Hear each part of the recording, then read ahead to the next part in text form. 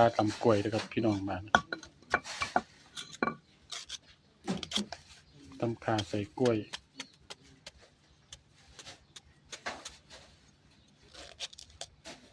ตำกล้วยใส่ขา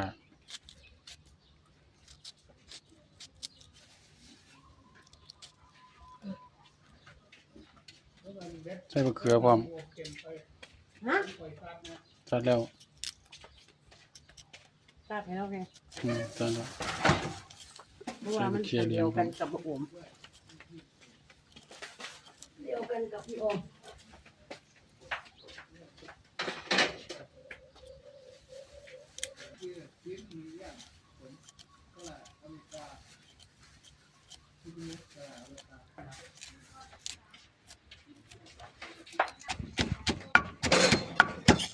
ตำกล้วยใส่ขาตำขาใส่กล้วยครับ